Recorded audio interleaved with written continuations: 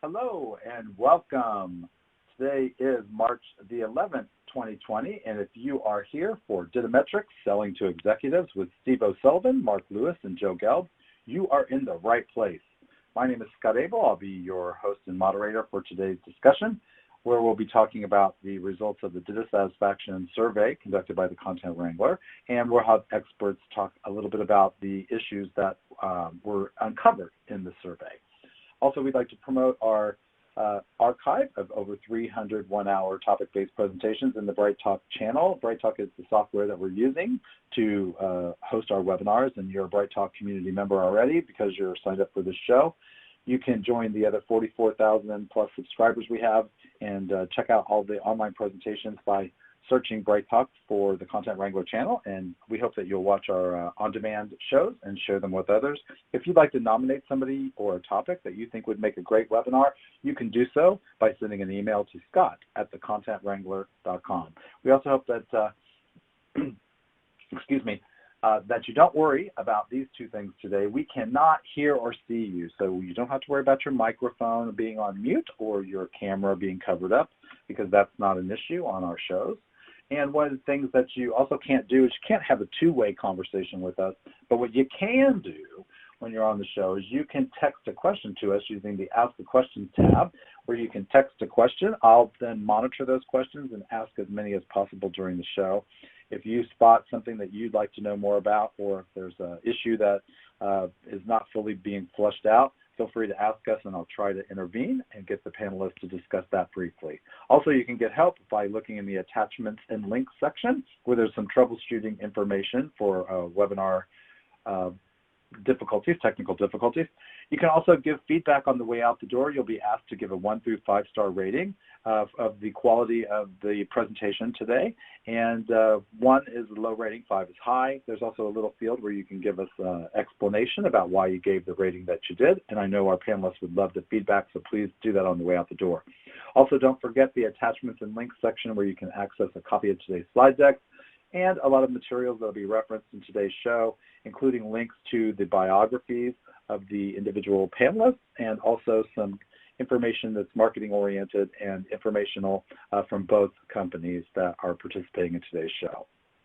All right, without further ado, we'll move forward here and welcome our first guest to the show. Mark Lewis, are you on the line?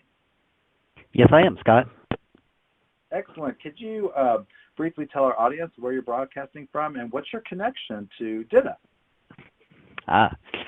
Great question. Everybody's extremely jealous. It's perfect weather here in Clearwater, Florida. My connection to DITA is about 15 years ago, got involved with it, found out that there were not many metrics involved, and decided to write a book called DITA Metrics 101, and been having fun ever since. Excellent. And that DITA Metrics 101 picture just displayed on the left-hand corner of the screen. And I wanted to tell the audience members that we're going to give away 3 copies of the book at the end of the show. So if you're on the line today, stay tuned to see if you are a winner. Okay. And also you can reach out to Mark at Lewis DITA Metric, his Twitter handle, and check him out there and on LinkedIn as well. Steve O'Sullivan, our second panelist today, are you on the line? I am indeed. Hello. Excellent. Where are you broadcasting from today, and what's your connection to the DITA topic? I am broadcasting from not-so-sunny Dublin, and my history with DITA pretty much goes back as far back as my history with Mark, I think. So, yeah, over a decade of working with DITA in various different industries. Excellent. Thanks for joining us today from Dublin, Ireland. I really appreciate it. And make sure to check out Steve on LinkedIn and connect with him. He's a useful resource for anybody who's interested in DITA-related topics. Joe Gelb, thank you for joining us today. I know you're on the line because I heard your voice just a minute ago. Could you tell our audience members where you're broadcasting from and what your connection to the DITA topic is today? Hi, Scott, everybody. I'm broadcasting from Tel Aviv. My quick connection to DITA, also was a DITA practitioner starting from about 15 years ago. Founded a company called Suite Solutions, which specialized in DITA implementations. And now I'm with a company called Zoomin, which I founded about 7 years ago, which has been focused on helping companies who are producing data to publish that content and make it available to your customers. Awesome. Thanks for joining us today. We've got an international panel, as everyone can tell, from different places in the world joining us in different time zones. So thank you to the presenters for being flexible with your schedule and meeting at a time that's convenient for the audience. I really appreciate it. So why are we talking about satisfaction? There's a couple of reasons. One is we were trying to test this theory of expectation confirmation, which is really a way to seek to explain why people behave the way they do after they purchase a product, and when they adopt a system, will they continue to use it or not? And satisfaction plays a large role in that. In fact, there's some research that says the intention to repurchase a product is determined by the satisfaction that the user has with the previous experience or the previous purchase. So that makes sense. We're all consumers. We tend to gravitate toward companies and products and services that we've had great experiences with. So it makes sense for also technical communication teams to feel the same way.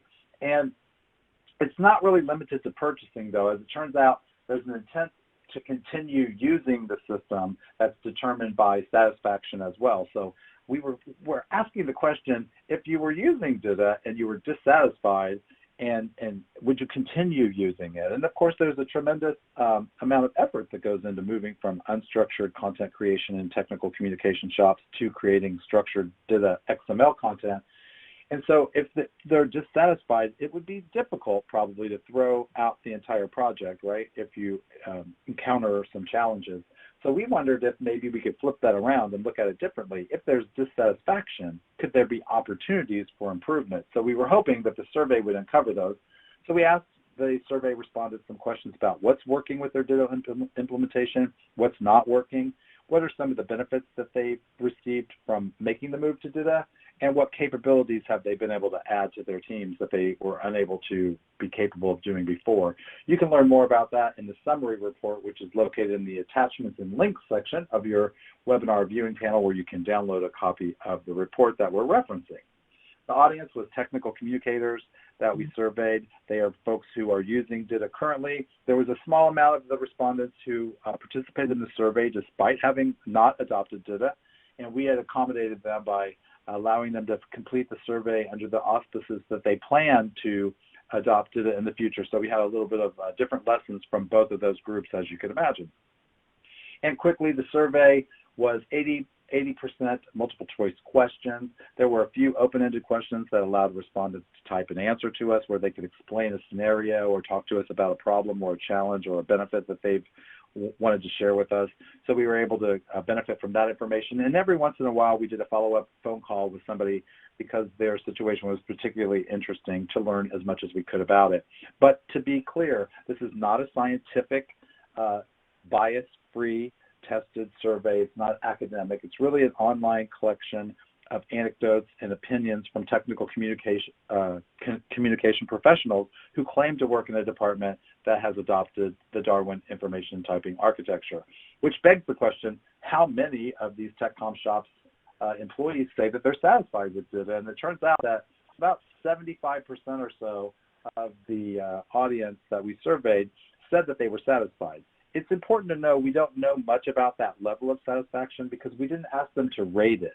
So we didn't know if they're extremely satisfied or just, kind of sort of satisfied. And that's a weakness in our survey. Pardon me.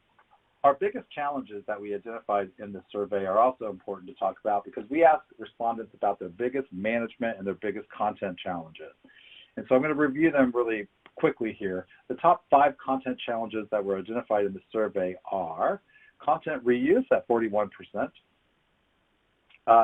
publishing content at 29%, formatting content equal amounts at 29%, and then a little bit further down the road is 26% delivering content, and the last challenge was creating content. So these are all content creation and management related problems, but they're really about the content itself. And these have been kind of trending topics, if you will. In our 2017 survey of technical communication shops, we found nearly identical kinds of problems, and they seem to be consistent from year to year. the topic that we're going to talk about today is really more about management challenges. What are the challenges facing these TechCom teams as they attempt to manage their move to DITA and maintaining the clip that they need to, all the effort that they need to put into it? And it turns out the management challenges most frequently identified are also similar to ones in previous surveys, with content strategy development being number one by far, which is not uncommon, I think. Measuring content performance, which will be one of the things that we're going to talk about on today's show, was rated really highly, much more so than in previous years. And also collecting actionable data. So I grouped these two together for our discussion because I thought that they were numbers-oriented and business-oriented topics that management needs to be able to address if they want to invest in DITA, and they're going to need the help of executive leadership, which is why we're talking on today's call.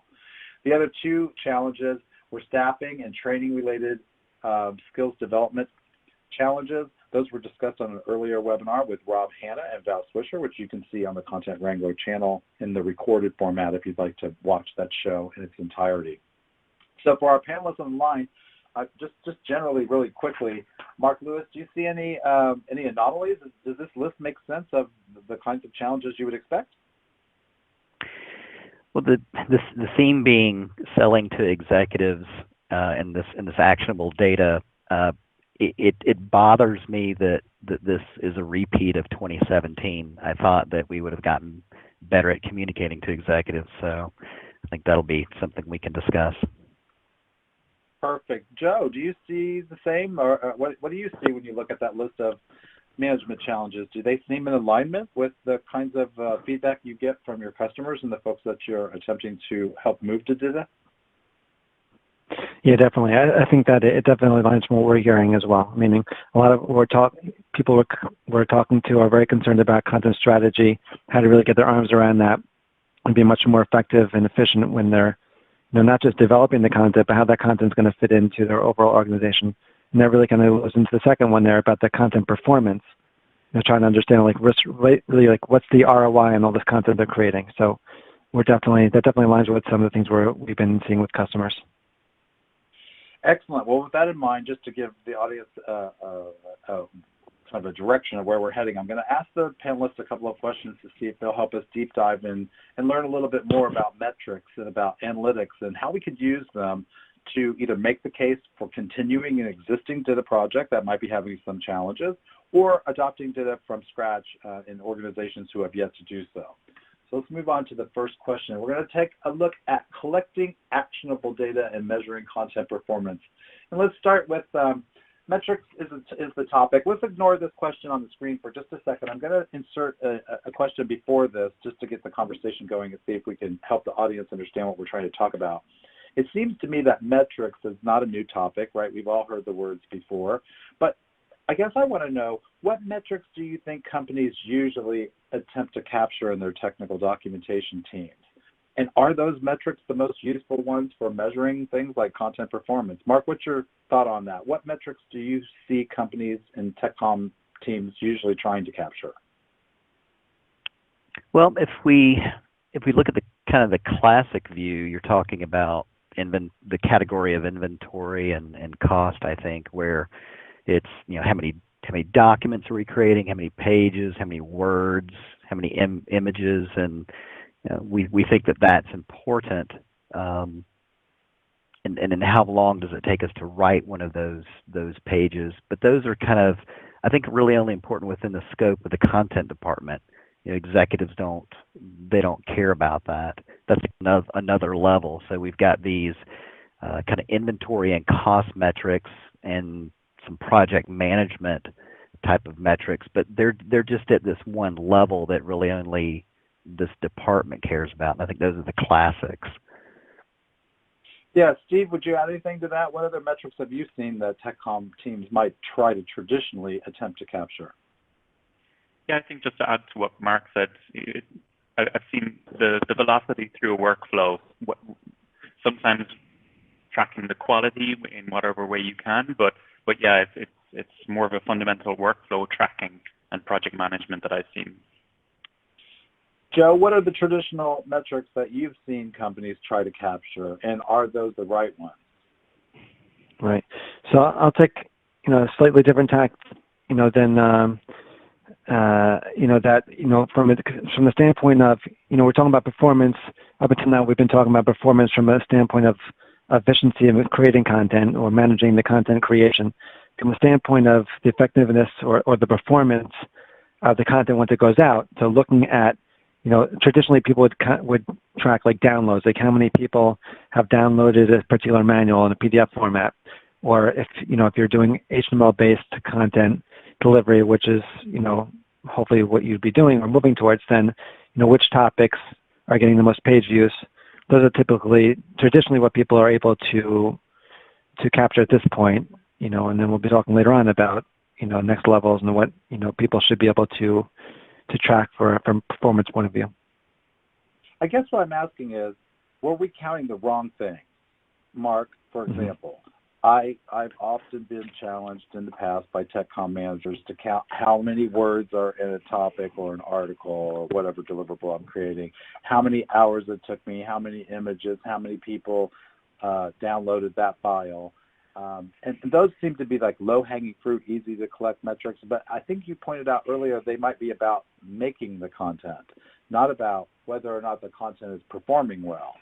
So are there clues that we can get from the data to know what we should be collecting? In other words, how do we really tell people that the content we produce is performing well? What Joe touched on about the performance of the content is I think a hot topic. We talked about in the STC magazine in 2018, Intercom magazine, we talked about the value of content, and that's really the headspace that we need to get in, is proving the value of the content. And Scott, you wrote an article about sales enablement for that issue, which is a great article, and it's about proving the value of the content as it relates to things that the executives care about, like sales. And I just think being involved like that is a great opportunity if there is a tie from the content. If you can prove that a piece of content resulted in a sale, and that's what I'm kind of hoping that Joe will talk about, is his delivery platform, and can we have that connectivity to help prove the value of the content by showing how many people viewed it and did it result in a sale? Right. Joe, are you in alignment with that? I mean, I know your platform does allows people to be able to see a little bit more into the performance of the content, but what are they looking for? What does performance mean? What are they measuring in terms of TechCom? Right. Right. So, going back to your, you were saying like classically what people are looking for, I think that and along the lines of also what, was just mentioned is that, there's a sales point of view, but it's also like traditionally, I think people are looking at, feedback that people are getting in the documentation, or when we talk about support, in the organization, like how many support cases were opened up that were directly linked to either issues in the documentation or lack of documentation or lack of ability to find the right documentation. That's also kind of directly talks about the performance of that documentation or performance of the content. Those are all, I think the performance topic is a humongous one. We could probably nosedive into the weeds in that one. So I'm going to skip ahead to the next question so we can try to get some examples. So Joe, what are some examples of actionable data in your mind that we could obtain from monitoring our technical documentation content? Mm-hmm. Yeah, that's a great question. So, actionable data, there's two groups that when we talk about actionable, there's two types of group we're talking about. So one group is, what the documentation development group can do in an actionable way, like to make things better. And I think, Mark and Steve will be able to talk about that better. And then there's the second one of what are actionable data that helps other people in the organization to be more efficient or more effective. So, the lines of we're talking about from a sales point of view or support point of view, or marketing, customer success, customer support, customer enablement. So there's actionable data that we can be using to collect. So one example is from a search metrics point of view, like what we can track about what people are searching on. What are people searching on? What are they finding? Are people, are we, and then that goes into action from an actionable point of view. Are we writing the content, that is SEO ready, or that is, effectively searched, and, people are finding content that is being written from a metadata point of view, a keyword point of view, from a synonym point of view, from a, how are we writing titles? So that's from a writing point of view. But also, what content can we be focusing on? So it's actionable data can be search metrics, which tells us, what content people are actually looking for, and that can help us to be actionable about what we're actually writing or maintaining. From a content freshness point of view, we can take data about, what people are actually viewing as a cross-sectioned or in the same, chart with how new that content is, so we can get an idea of, are people viewing the most updated content? Are they viewing old content? Is there a reason why they're still viewing old content?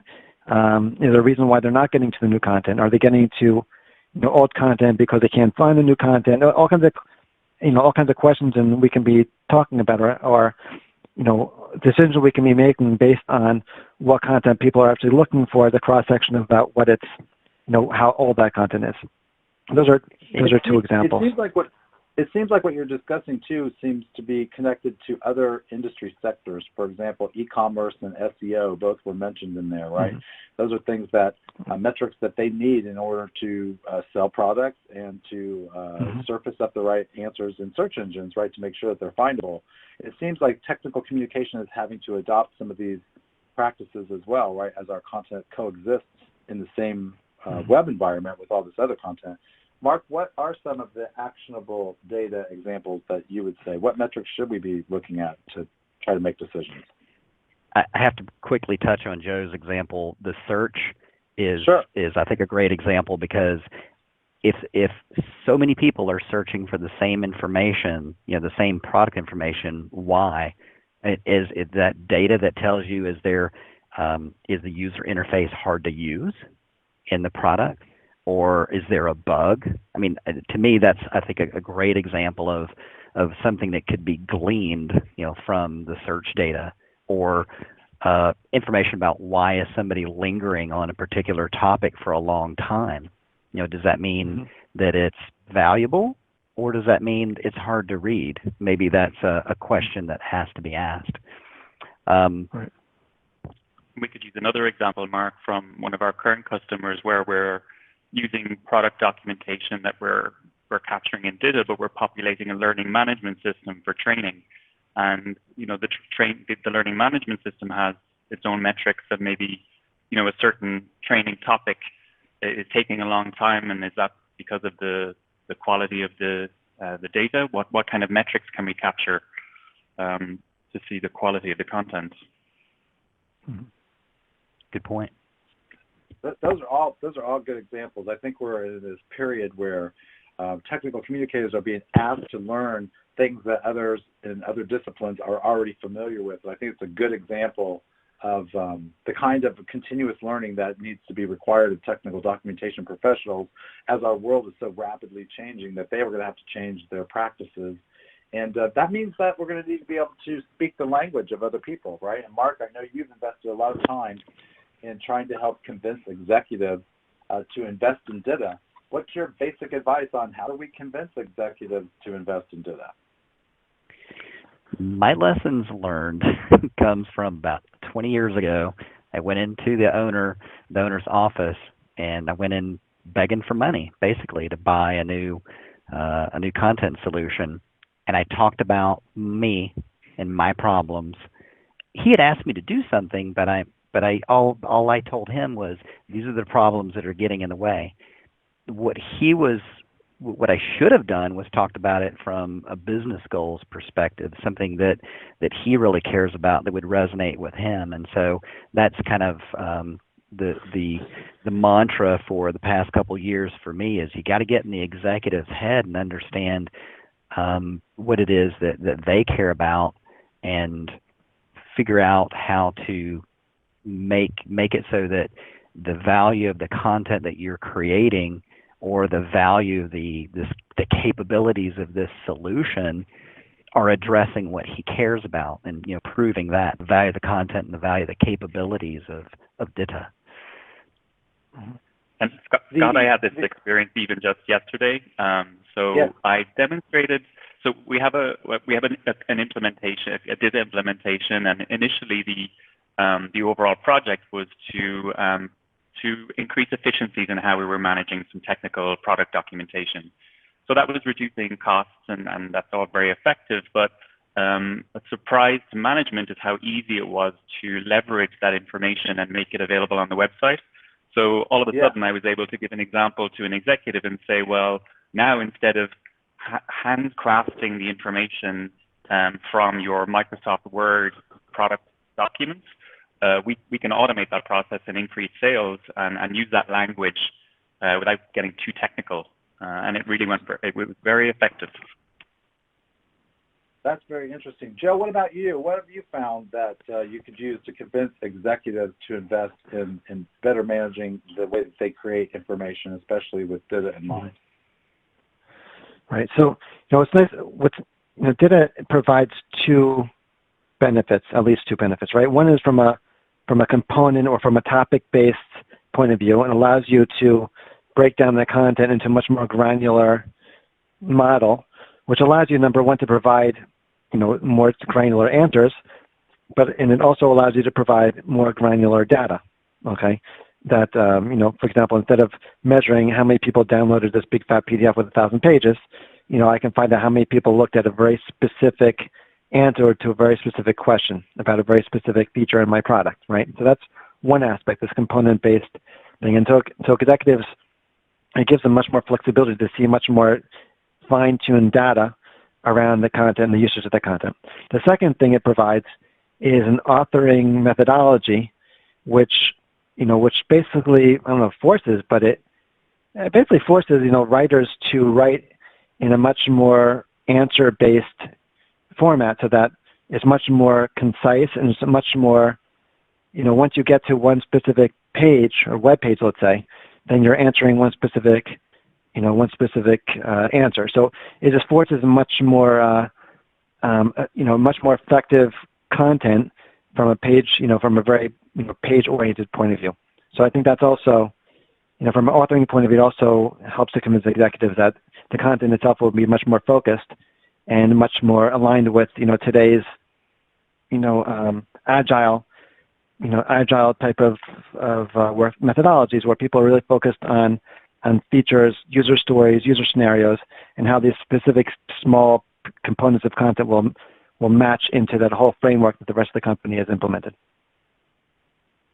Those are very good points. To the audience members who have just joined us, I wanted to let you know that there's a poll open right now that you can take, that we'd like you to do so if you haven't already, that asks, do you use DITA to create technical documentation? In order to see this poll, you'll need to come out of full screen mode, and you can go to the Votes from the Audience tab and select the multiple choice answer, and it'll tell us the answers to the question. So far, 72% of the people on the call today do use DITA to create technical documentation, and 9% do not, but plan to in the future. And then there's about 18% who don't know or might not ever be using DITA in the future. They're just here for some other reason.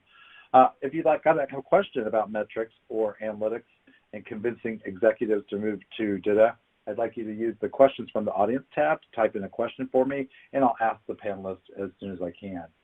Joe, how do we communicate the value of this investment in ways that resonate with the executives? Have you had any aha moments about what types of communication are most effective?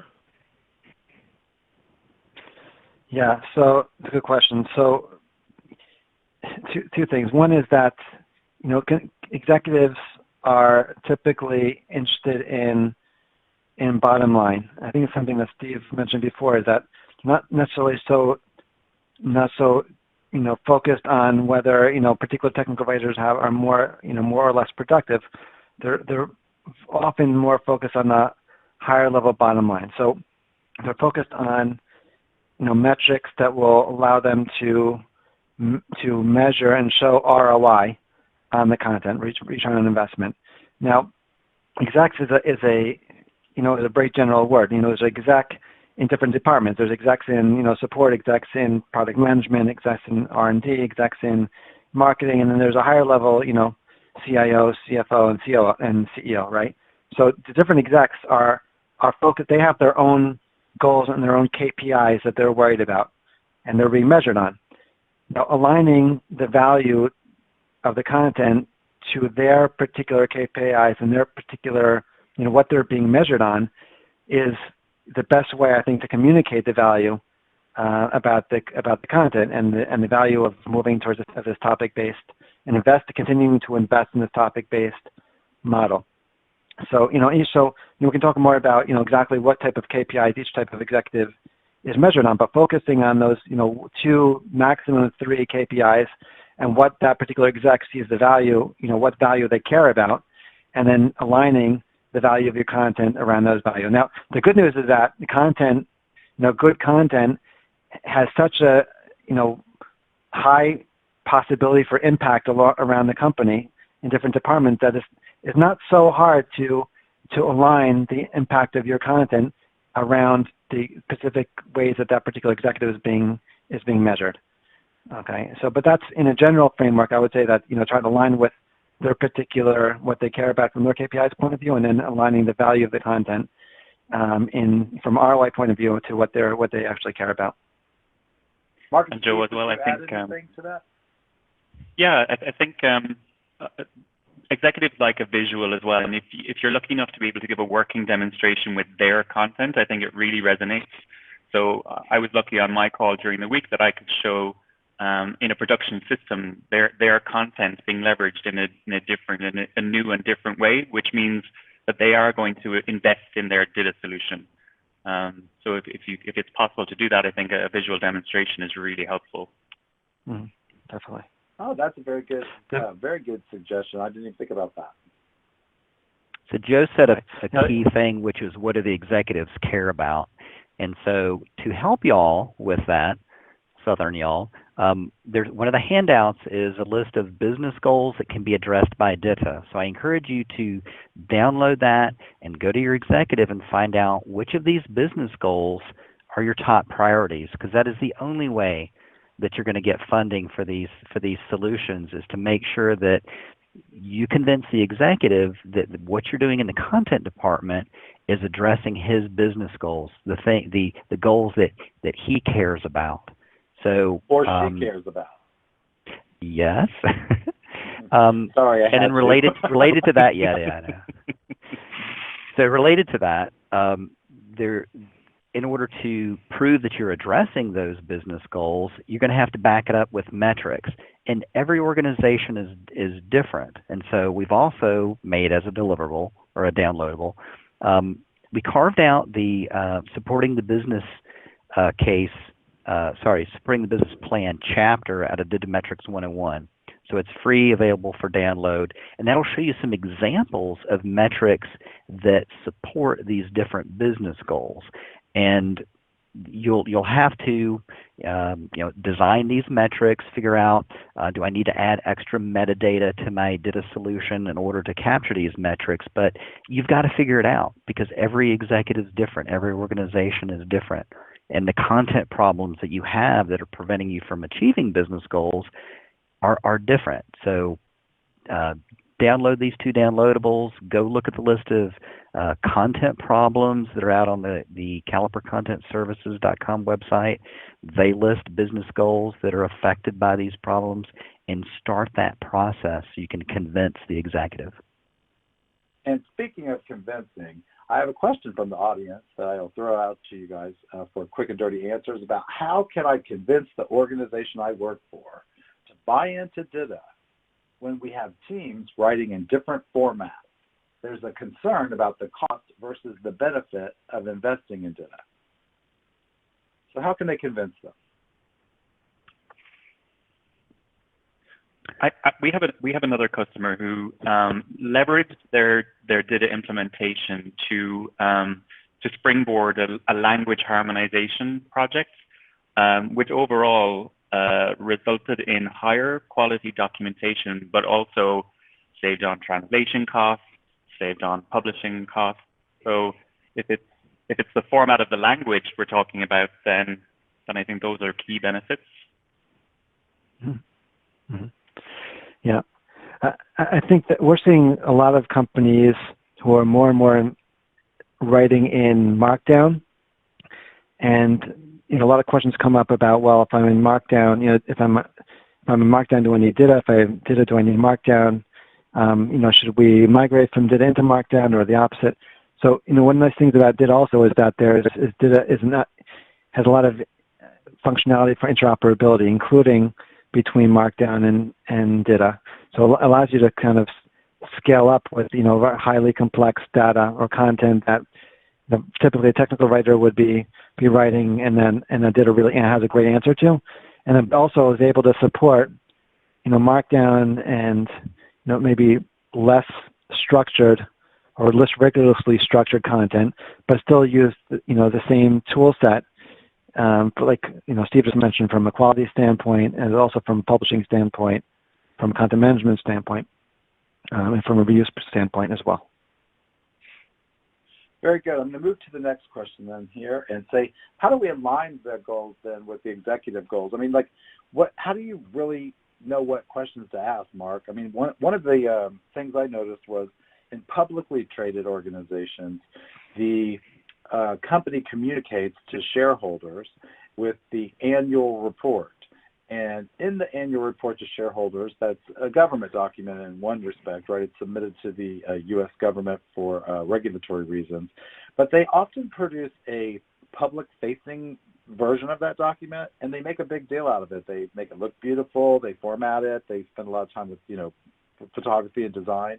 And then they publish it, and it declares usually what the goals of the company are for the coming years, and I guess in hopes of attracting investors and giving them confidence that if they spend their money investing in this company, they'll get some return out of it. Would that be a good place to start looking for cues and clues for what you should be focused on and what executive goals are? Yeah, you brought up something that I get asked quite a bit, which is, that I ask people quite a bit, is, do you know what your organization's business goals are? And when I'm talking with tech comm departments and starting to talk about these DITA solutions and intelligent content solutions, I find that they don't know. So this is a great place to look to find them. I still encourage you to go and talk with executives and confirm that and make sure that you know what the priority of those are. Because if you look at the list that Steve and I sent over, there's probably 30 different business goals that an organization might want to address. But you need to know what are the top 3. So not only do you need to know what they are, but you also need to know what the priority is. So the report that you said is a great source. Sometimes organizations list them on their websites. And when all else fails, go attack the executives and start asking them yourselves. Right. Yeah, I would say that I would agree with that. And generally those reports are very, very high level, and then each department has to boil that down into something that they're focusing on. Now, some companies use, they publish those goals, but those are linked to something like called OKRs or something like that, some kind of methodology of having very, very high level corporate goals, and then boiling those down to KRs or to very specific department by department goals. Now, a customer support goal might be, I need to lower average handle time by 5%, or I need to have, I need to increase self-service or have, increase case deflection by 20%, right? Things like that. So very often they'll have very specific metrics, very measurable goals that they need to show, that their needle is moving in the right direction. A marketing department will say, okay, listen, the company might say we need to increase revenue by X% over the next coming year, but the marketing department translates that into, how do I increase my organic search traffic, right? How do I, create more, conversions? So they're going to be looking at, okay, in order to increase my conversion rate, how am I going to find better content that's, number one, more SEO rich, and number two, will help me to, convert leads. So, and then customer success, as they have NPS, or they might have churn that they need to reduce. So each of them has these very, and there's a finite, very often there's a finite list of these types of things. But it's really a matter of going and asking them, like, okay, like based on these corporate goals, like what are your KRs? What are your measurable goals that you are being measured on in order to hit these corporate goals? I think you hit on the important question there, which is, well, maybe not the question, the technique is asking, right? If we're just inferring from what we see around us, we can incorrectly guess what's important, right? And I think we also tend to focus on the things that are important to us and our team and what inconveniences us as technical communicators, as opposed to what are the goals of the company. So thank you for sharing those messages about how to align those goals, because I think it's super important. And one thing, if I can add one thing about that, if I can add one more sentence about that, very often technical documentation groups, in our experience, they still very often answer into like product R&D or engineering. And the engineering, what engineering is measured on and where technical documentation budgets often comes from, traditionally is not always, and does not always match really well what a lot of other parts of the company are being measured on. So very often there's other parts of the company find much more potential value for the content than the organization is actually funding the content. So for example, marketing or customer support or customer success might actually find much more potential value out of your content than the R&D group that is funding it, right? So that's something to actually think about and making friends and connections in other parts of the organization to show, listen, there's other value that I'm showing. Maybe they can help to fund it, or depending on what you're looking to invest in. So other parts of the organization are often willing to fund either your data implementation or content delivery, or how you're getting better use out of that content that you're creating. That's a good point. I think it's about trying to figure out how to build your team, right, and how to find your allies who would also benefit from the effort that you're putting into it. Which begs the question, Mark, I know you produced with Steve a business goals document that could help us answer this question. But could you give us a couple of them? What are some of the business goals that can be addressed typically by adopting DITA? Some interesting ones that have come up with our recent customers are, as Steve said, reduce cost. But as we started repurposing the content to the marketing web pages, now the business goals have flipped to increase sales. And there's also an undertone of innovation and research. That's always been a goal that's been in the air, that when we did the design, we've been kind of future-proofing the design, knowing that. So every company is a little different. They might have regulatory goals that they're trying to achieve, make sure that they're in compliance. I call that mitigation of litigation. And again, take a look at that list. I've got like 30 different goals out there, and they apply to any industry. We've seen them all. Excellent. Thank you for sharing that. So in the attachments and links section, you'll be able to find business goals that can be addressed by DITA. It's a downloadable PDF document. I encourage you to jump over there and get it before we head off on the show. In fact, we're ending the show here shortly, so let me move to the next question, which would be if you've got a question from the audience. And I've got one that came in from Twitter earlier today that asked, is there something that you would advise technical documentation teams to do to better prepare themselves for asking the right questions? Is there some kind of trick that you could do to stop talking about our own problems and start focusing on others?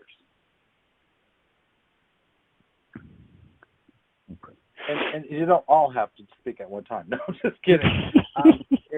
I didn't prepare you for that question, so I know that you didn't necessarily have an answer. But my viewpoint is putting yourself in the position of the people that you're asking to do something for. And I think we've talked about that a lot on the show. But is there a trick that we can use to stop thinking about ourselves all the time? It seems like a lot of what we hear is complaining about what we don't like about our technical documentation setup. I think we have to think of what's in it for them. What are they looking to achieve, and how can we help them solve whatever problems they have, instead of focusing on how we think we can solve problems for them. Walk in their shoes. Makes perfect sense. Thanks for sharing. I think there's an alignment thing that has to happen between the departments. What Joe was getting to, there's all the different content that's involved in the buyer's journey, and we need alignment between the departments. I don't care who owns the content, but there's got to be good collaboration and that's where the budget is going to come together. Makes perfect sense. And with that, I'm going to have to cut off the discussion and say, let's give away some books. So, Mark, we've got your DITA Metrics 101 book available. We're going to give away 3 copies today. Let's take a peek at who the winners are from today's show. Steve Hubner from BNY, so I think that's the Bank of New York Mellon Bank. Dorian Padilla from Motorola Solutions, and Edward King of Crone. All 3 of you will receive a free copy of DITA Metrics, and we hope that you enjoy it and read it, and congratulations. So thanks for joining us today, and thanks, Mark Lewis, for joining us from Clearwater, Florida. I really appreciate you making time out of your day, and the same for Steve from Dublin, Ireland, and for Joe Gelb, now broadcasting from Tel Aviv. So we've got an international group of people to thank. We also like to thank Caliper. This is Mark and Steve's company.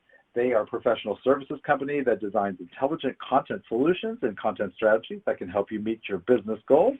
They can help you design metrics and develop the business case for content solutions. And you can reach out to them on the web at calipercontentservices.com. We've also got information about them in the attachments and links section that you can download from the webinar viewing panel. We'd also like to thank Zoomin Software, Joe's company.